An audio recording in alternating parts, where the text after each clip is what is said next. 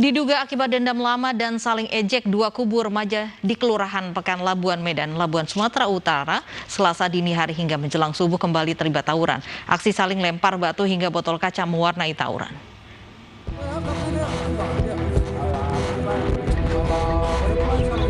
Aksi saling lempar batu hingga botol kaca mewarnai tawuran antar remaja tersebut. Bahkan sejumlah remaja dari dua kubu terlihat membawa senjata tajam berupa pedang dan parang untuk saling serang. Diduga akibat saling ejek hingga dendam lama beberapa bulan lalu yang tak kunjung usai, membuat aksi tawuran ini kembali memanas. Malam ini 3 kali, jam 2, jam 3, sama setengah 5. Menjelang subuh nih Bang ya? Ini malam ini main lagi Bang, udah setelah berapa lama udah nggak tawuran Bang? Sekitar 2 bulan lebih adalah. Apa pemicunya malam nih Bang? Nggak tahu, ejek-ejek. Langsung? Ejek-ejek, dan ejek lah. Jadi langsung tawuran Bang ya? Iya. Ini berhentinya kenapa tadi Bang? Sudah datang pihak kepolisian lah dari Polsek Simpang Kantor. Aksi tawuran berakhir setelah petugas kepolisian dari Polsek Medan Labuan tiba. Tidak ada korban jiwa dalam peristiwa ini, namun kemacetan akibat tawuran sempat terjadi selama berjam-jam. Dari Medan, Sumatera Utara, Yuda Bahar, Ainus melaporkan. Puluhan ibu rumah tangga di kota Medan, Sumatera Utara menggelar aksi jalan kaki menolak putusan pengadilan negeri setempat. Mereka menuding eksekusi pengadilan salah sasaran dan diduga ada mafia tanah.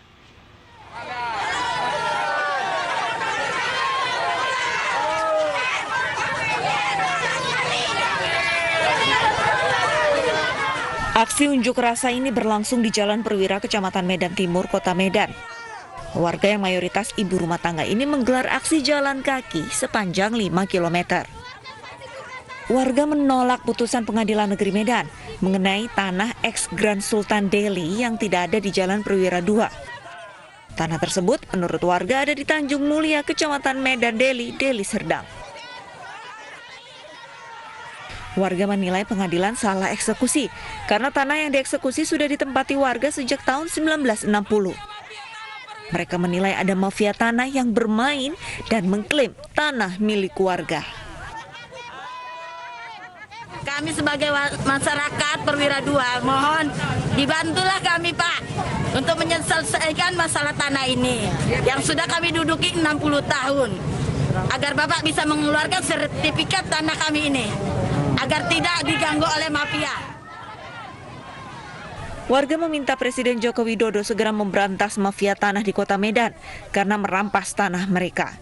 Massa juga menuntut Walu Kita Medan mencopot kepala lingkungan yang tidak berpihak kepada masyarakat. Dari Medan, Sumatera Utara, Adi Palapa Harahap, iNews melaporkan. Kapal feri Gunsa 8 tujuan Tanjung Api-Api terbakar saat berlayar di perairan Selat Bangka. Kepulan asap yang tebal membuat panik penumpang. Ya Allah, ABK cepat. Puluhan penumpang panik melihat api yang membakar bagian kapal. Kebakaran yang terjadi di bagian mesin terjadi saat kapal berlayar di perairan Selat Bangka. Belum diketahui penyebab kebakaran yang membuat penumpang dari Tanjung Kalian Muntok, Bangka Barat.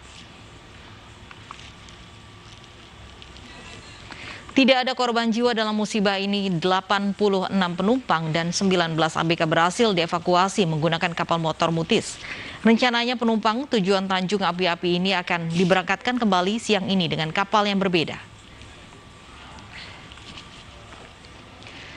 Kebakaran melanda sebuah bangunan berlantai 3 yang dijadikan minimarket di Tanjung Priuk, Jakarta Utara. 4 unit mobil pemadam dikerahkan ke lokasi untuk menangani kebakaran ini.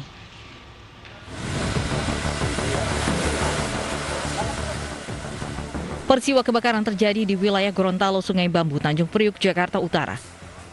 Kebakaran terjadi di sebuah minimarket yang masih tutup beroperasi pada pagi tadi. Pintu minimarket yang terkunci rapat saat kebakaran terjadi membuat asap pekat menutupi pandangan di dalam minimarket. Dengan peralatan bantuan oksigen, petugas pemadam masuk mendekati titik api. Yang kebakar itu diperkirakan di lokasi sekitaran mesin ATM, Pak. Ya. Jadi penyebabnya kita masih belum tahu apa karena mesin ATM-nya atau dari lantai atas, karena di atas itu saya lihat ada saluran air gitu. Beruntung, petugas cepat tiba di lokasi sehingga kebakaran tidak meluas di dalam minimarket. 4 unit mobil pemadam dikerahkan ke lokasi untuk menangani kebakaran ini. Dari Jakarta, Vendra Kurniawan, iNews melaporkan. Polisi berhasil menangkap pembunuh wanita yang tewas pada Jumat lalu. Pelaku merupakan suami siri yang sakit hati pada korban.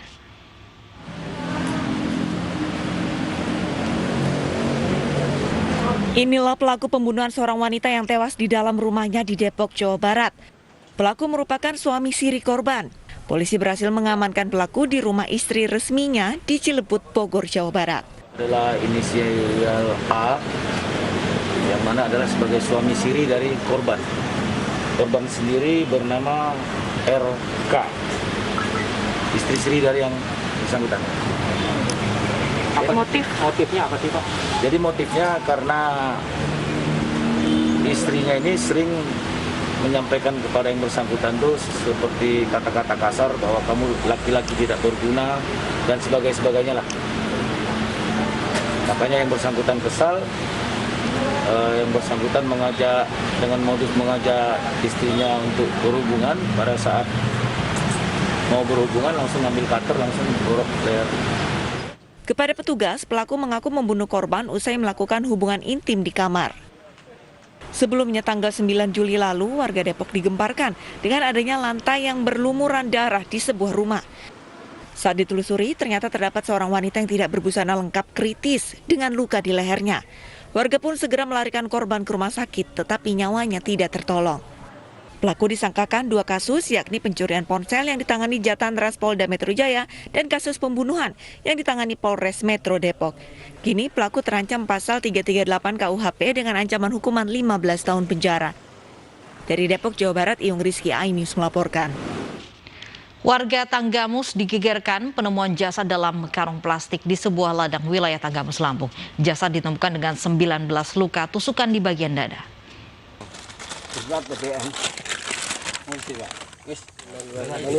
Jasad ditemukan terbungkus plastik di sebuah ladang wilayah Tanggamus, Lampung. Jasad diketahui berjenis kelamin laki-laki berusia 30 tahun. Pada tubuh korban ditemukan 19 luka tusukan di dada dan 1 luka bacok di wajah korban. Korban ditemukan seorang penggarap kebun karet yang hendak menyiram cabai di sekitaran kebun. Curiga melihat plastik berisi jasad manusia, ia langsung menghubungi Polsek Bugung.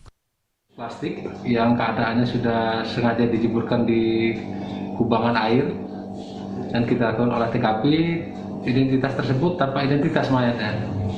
Jadi kita dari jam 8:30 melakukan olah TKP dan melakukan penyelidikan dengan menerjunkan tim Inavis.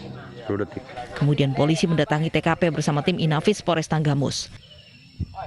Korban selanjutnya dibawa ke Rumah Sakit Bayangkara untuk dilakukan identifikasi.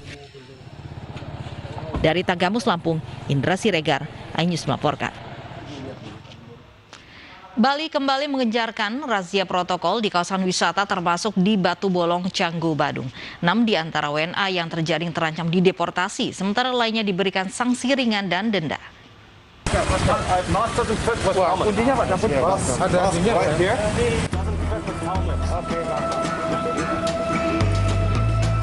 Jalan Pantai Batu Bolong, Canggu, Kuta Utara, Badung, Bali menjadi salah satu lokasi penyekatan dan penindakan penerapan disiplin protokol kesehatan selama PPKM darurat di Bali. Aparat gabungan menghentikan kendaraan para warga negara asing yang tidak menerapkan protokol kesehatan COVID-19. WNA yang tidak membawa masker didenda Rp1 juta dan wajib jalani tes antigen. Sementara terdapat 6 WNA lainnya yang terbukti melanggar Undang-Undang Nomor 6 Tahun 2011 tentang keimigrasian. Secara langsung ya, bahwa ada 6 warga negara asing yang sama sekali memang tidak menggunakan masker dalam beraktivitas di luar tempat tinggalnya.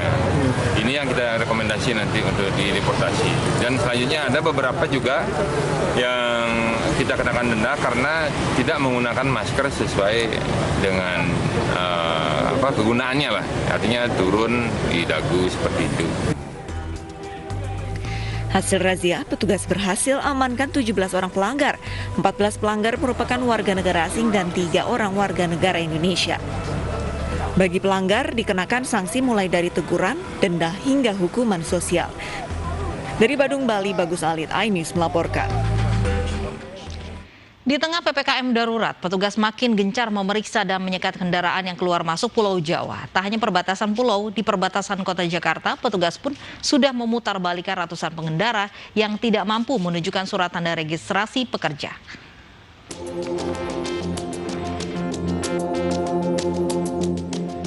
Petugas gabungan TNI Polri dan Dinas Perhubungan Lampung Selatan putar balik kendaraan yang tidak dapat menunjukkan kelengkapan dokumen perjalanan di tengah PPKM darurat. Pengendara yang tidak membawa surat keterangan vaksin dan tes antigen saat menyeberang ke Pulau Jawa harus putar balik. Pengetatan pemeriksaan selama PPKM darurat akan terus dilakukan sesuai batas waktu yang telah ditetapkan oleh pemerintah. Selanjutnya dalam pelaksanaan kegiatan penyekatan ini, ada ratusan kendaraan yang kita lakukan pemeriksaan, dan kemarin itu menurut data yang sudah kita laporkan sekitar 500 kendaraan kita putar balik.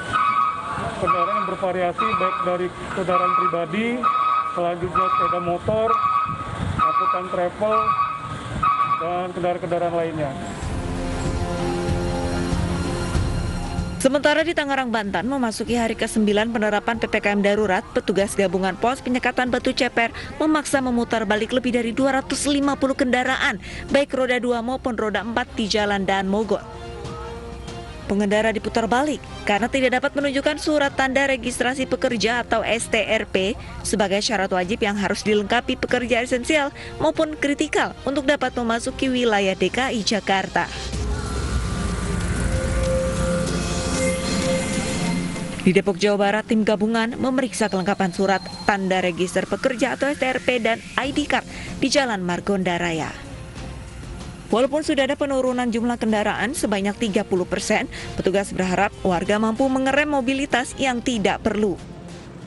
Ke Jakarta, bawa STRP, di Depok, bawa KIPOP, dan untuk nakes, silakan tunjukkan ID card dari Paskes atau rumah sakit. Pentingnya pelaksanaan PPKM darurat guna mengurangi penyebaran virus corona di lingkungan masyarakat. Kontributor iNews melaporkan. Apa saja persyaratan yang harus dibawa ketika bepergian, khususnya jika ingin menyeberang melalui Pelabuhan Bakauheni, Lampung Selatan? Sudah bergabung bersama kami ada Kapolres Lampung Selatan, AKBP Edwin. Selamat siang, Pak Edwin. Selamat siang, Mbak Lovely. Pak Edwin, ini bagaimana penyekatan siang ini di sana? Berapa banyak yang diputar balik? Sampai dengan saat ini kita sudah melakukan pemeriksaan sebanyak 16.800 sekian. Nah, hari ini kita sendiri sudah memutar banyak kendaraan 680 sekian. Jadi untuk hari ini saja kita sudah 680 sekian untuk pemutaran baliknya. Jadi kegiatan kita juga berkaitan dengan kegiatan PPKM darurat yang dilakukan Pulau Jawa dan Pulau Bali. Kami dari pintu gerbang Sumatera untuk menuju Pulau Jawa melakukan penerapan PPKM terhadap saudara-saudara kami yang akan melakukan penyeberangan. Itu dilakukan bersama-sama. Kami antara Polres Lampung Selatan bersama Kodim 0421 Lampung Selatan beserta dengan Forkopimda, kita juga melakukan pemeriksaan. Boleh kita cek. Ini pemeriksaan kendaraan dari Medan. Jadi yang harus dilengkapi salah satunya adalah kartu vaksin, di mana saudara-saudara kita sendiri sudah melaksanakan vaksin. Kemudian dilengkapi dengan surat antigen. Coba, sini. Berapa orang?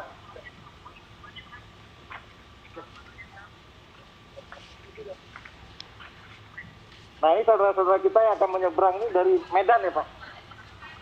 Sebagian dari Medan. Oh, dari Jambi. Ini sudah ada surat pemeriksaan rapid antigennya, dinyatakan negatif. Coba lihat surat vaksinnya. Nah, ini surat kartu vaksinnya. Atas nama Indriani, Mbak Indriani. Tanggal Tanggal berapa kemarin vaksin, Mbak? Tanggal kemarin vaksin tanggal berapa? Dari 2 hari yang kemarin ya?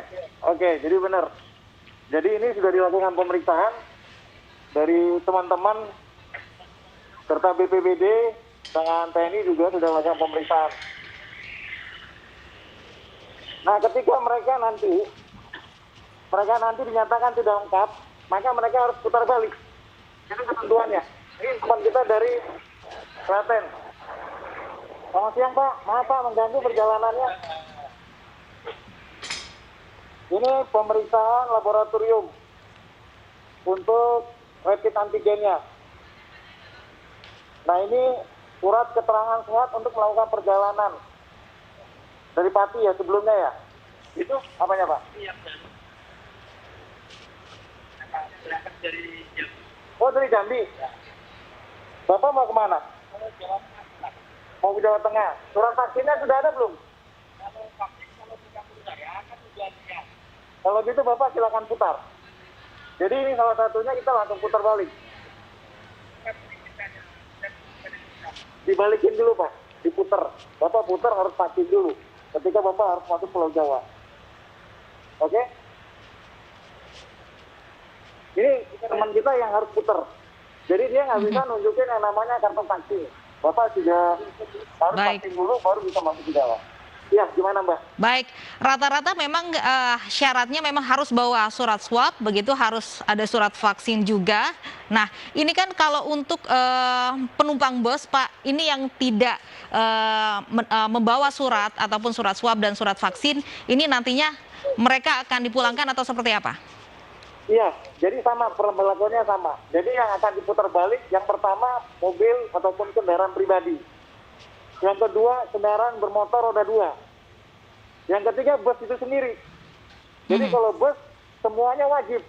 Karena kita sudah kerjasama dengan Dinas Perhubungan, menyampaikan ke masing-masing pihak, wajib hukumnya mereka untuk melengkapi itu. Baik, kalau untuk sopir sendiri, apakah memang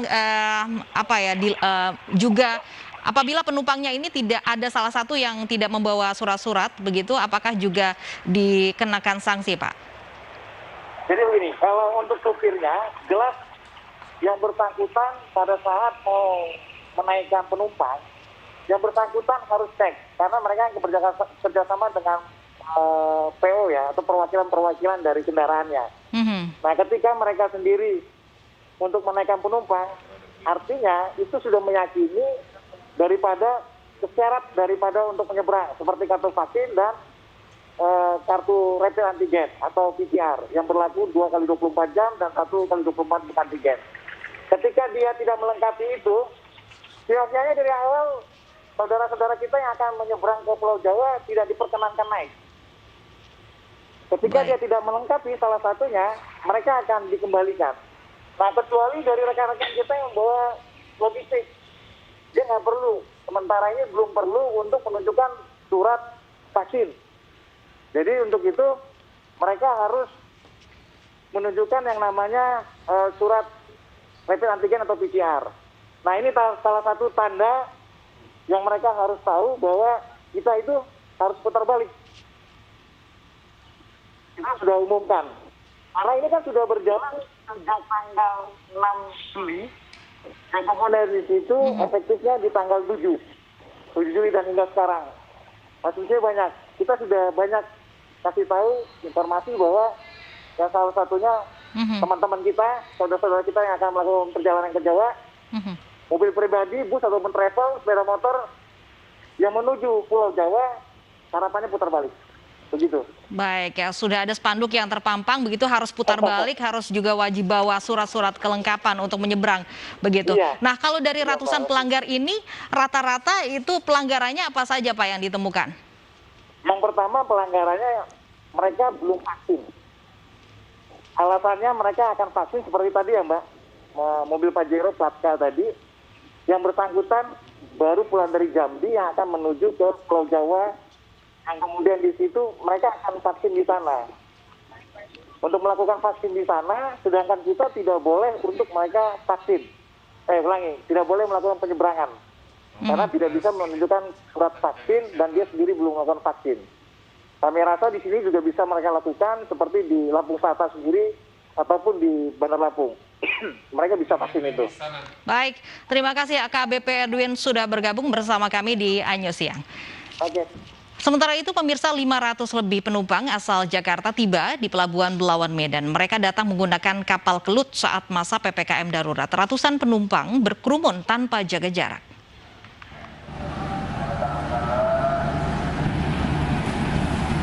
Sebanyak 517 penumpang dari Tanjung Priok, Jakarta dan Batu Ampar, Batam tiba di Pelabuhan Penumpang Bandar Deli Medan, Belawan, Kota Medan.